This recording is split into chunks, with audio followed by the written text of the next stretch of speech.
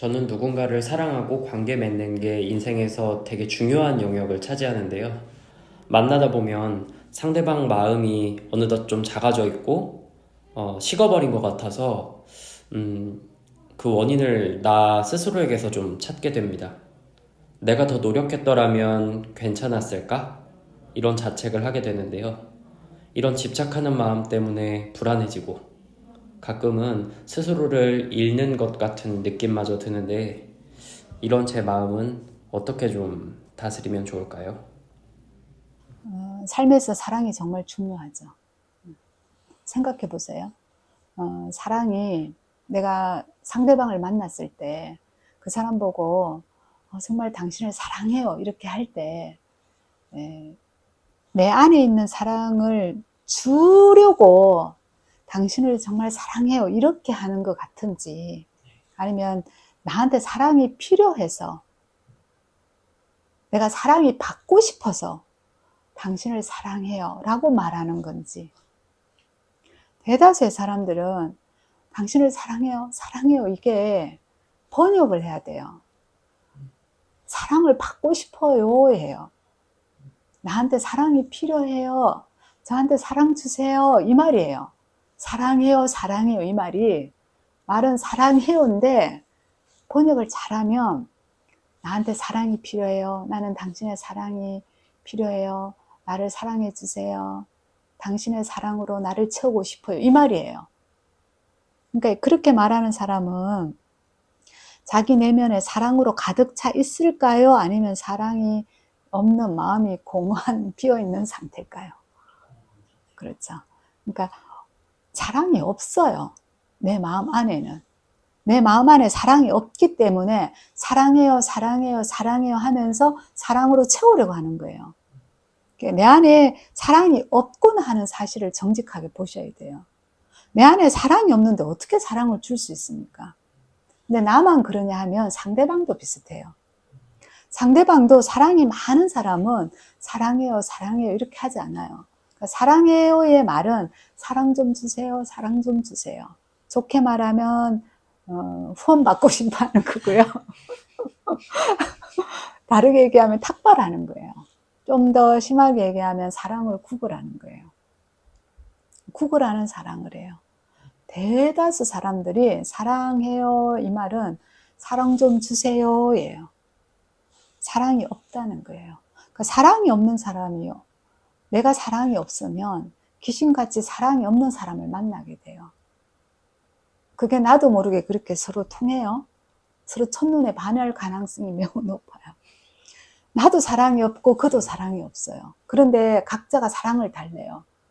어떡하죠? 사랑이 둘 다 없는데. 사랑이 없다는 것을 알게 되는 순간 굉장히 불안해져요. 실제로는 그 불안이라고 하는 게 내 내면에서 올라오는 거예요. 내 안이 사랑으로 가득 찬 사람은 자비심이 넘치고 사랑이 넘쳐서 불안 같은 건 없어요. 생각해 보세요. 사랑하고 불안이 같은 공간에 같이 공존할 수 있을 것 같으세요? 근데 그 사람이 떠나간다 그러면 마구마구 불안하다고 했단 말이에요. 그 말은 뭐냐? 원래 사랑이 없는 거예요. 그걸 확인하고 그걸 나도 모르게 불안이라는 형태로 내가 느낀다는 거예요. 그래서 제일 먼저 해야 되는 게 뭐냐? 아, 내 마음 안에 사랑이 없구나 하는 것을 발견하셔야 돼요. 그리고 그걸 인정해야 돼요. 그렇지 않으면 평생 구걸하는 사랑을 하다가 끝나요. 공허하다는 거 참 정말 어마어마한 단어예요. 공허잖아, 그죠? 그거는 정말 불교에서 공과도 연결되어 있는 말이에요. 그러니까 공허하다는 말은 텅 비어 있다는 거거든. 그러니까 마음이 비어 있어요. 사랑이 비어 있는 상태죠. 근데 우리가 기억하는 한 대다수 사랑을 받고 자랐어요. 부모님이 우리를 사랑했고, 우리에게 잘 먹였고, 학교도 잘 다니게 했고, 물심양면으로 우리를 양육했어요. 그렇기 때문에 사랑을 받은 것 같은 거예요. 그런데 대부분 보면 조건적인 사랑을 받았어요. 그러니까 예를 들자면 공부를 잘할 때와 공부를 못할 때 부모님이 어떻게 반응했어요? 공부를 잘할 때는 칭찬해주고. 그렇지. 그게 조건적인 사랑이에요. 그러니까 내가 성적이 100 또는 95 이렇게 해서 1등급을 이렇게 막 받던 사람이 2등급을 받았어요. 그러면 부모님 표정이 어때요? 예, 그게 조건적인 사랑이에요. 조건적인 사랑. 조건적인 사랑은 온전한 사랑이 아니에요. 우리 대부분은 아주 일부를 제외하고는 부모님들한테 조건적인 사랑에 길들여져 있어요. 그래서 성인이 되어서도 자꾸 조건적인 사랑을 해요. 내가 당신을 이만큼 사랑한다고 해줄게요. 그러니까 당신이 나한테 이만큼 사랑해 주세요. 이런 조건이 붙어요. 가장 그게 심한 게 결혼할 때죠. 온갖 조건을 보고 다 결혼하잖아요. 근데 우리의 본성은 뭐가 필요로 하냐면 무조건적인 사랑을 필요로 해요. 무조건적인 사랑. 근데 그게 무조건적인 사랑을 받는다고 착각할 때가 언제냐? 처음 사랑하는 사람을 발견하고 사랑에 빠져서 며칠, 몇 주, 몇 달 갈 때 그때는 정말 무조건적인 사랑을 받는 것처럼 느껴져요. 그런데 여러분들 경험을 해봐서 알겠지만 짧으면 며칠 아니면 몇 주, 몇 달 되면 이 무조건적인 사랑이 어떤 사랑으로 다 바뀌어요? 조건적인 사랑으로 바뀌어요. 근데 그거는 정말 성에 안 차거든요. 왜? 우리는 아주 어릴 때부터 나도 모르게 조건적인 사랑을 받았어요.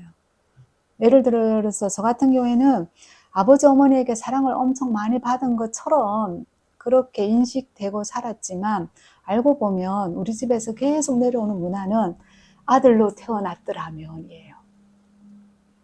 그러니까 딸아이였기 때문에 아주 어릴 때 제가 서서 오줌을 넣었던 적도 있어요. 왜? 나도 모르게 남자아이고 싶었던 거예요. 왜? 부모님이 남자아이를 원했다는 사실을 아니까. 부모님이 그걸 언어로 표현을 그렇게 뭐 가볍게 했겠지만 아주 어린 내는 그걸 알아요. 아, 부모님이 원한 아이는 여자아이가 아니었구나. 남자아이를 원했구나. 그러니까 4살, 5살 이럴 때 나도 오빠처럼 서서 오줌 넣을 거야. 이런 놀이를 했다고요. 언니랑 같이.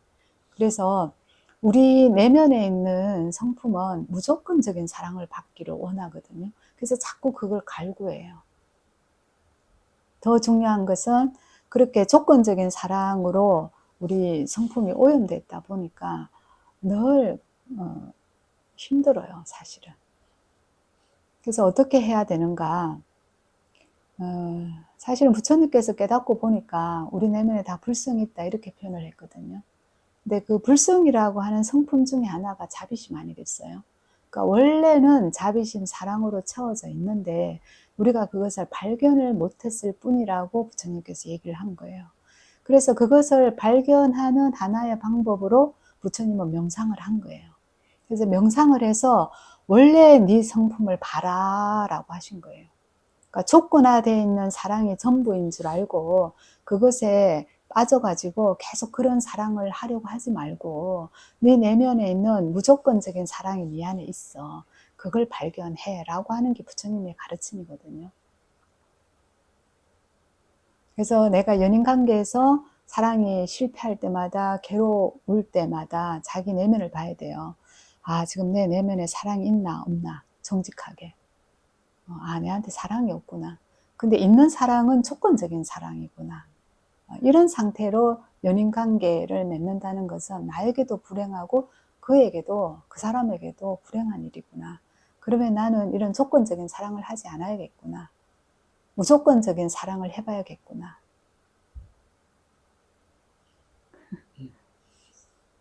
네. 또 뭐지? 이 이야기를 듣고 다른 질문들이 떠오르면 해주세요. 무조건적인 사랑을 어떻게 해야 되지? 이런 질문이 떠오를 때 이렇게 돌려서 보세요. 내 삶에서 내가 언제 무조건적인 사랑을 받은 적이 있지? 내 경험이 있어야지 돼요. 무조건적인 사랑을 받은 경험이 많은 사람일수록 무조건적인 사랑을 잘해요. 생각해 보세요. 무조건적인 사랑을 언제 받았어요? 어? 갓난아기 때? 갓난아기 때 아마도. 예. 아플 때 부모님이 그냥 제가 뭔가 엄청 24시간 막 돌봐주시는? 맞아요. 그 사랑이 좋아가지고 아픈 사람들이 있어요. 그러니까 그걸 2차 이득이라고 하는데, 진짜 원하는 거는 사랑받고 싶고 돌봄받고 싶고 관심이 받고 싶어요. 그러려면 어릴 때 사용했던 거, 아픈 거예요. 아프면 사랑과 관심이 오거든요. 그래서 성인이 되어서도 계속 아프다고 하는 사람들이 있어요. 그래서 이 병원 저 병원 계속 다니면서 아프대요. 근데 의사들은 이렇게 얘기하죠. 시민성이라고, 스트레스 때문이라고, 마음의 병이라고 이렇게 얘기해요. 이제 그런 경우에는 아주 어릴 때부터 실제로는 이제 관심과 사랑이 필요해서 몸이 아파봤던 사람이 성인이 되어서도 계속 그거를 유지하려고 하는 사람들일수록 몸이 아픈 것으로 드러날 수도 있어요. 근데 생각해 보세요. 무조건적인 사랑을 언제 받았지? 그걸 엄마, 아버지 어릴 때만 딱 한정해서 생각하지 마세요. 조금 더 넓게 보세요. 분명히 있어요, 여러분들.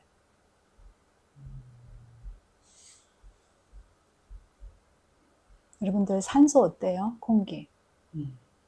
공기와 산소가 우리 코를 통해서 허파에 들고 날 때마다 얘네들이 조건적으로 너 이번에 성적 A 받았으니까 내가 산소 이렇게 줄게 이렇게 해요? 아니에요.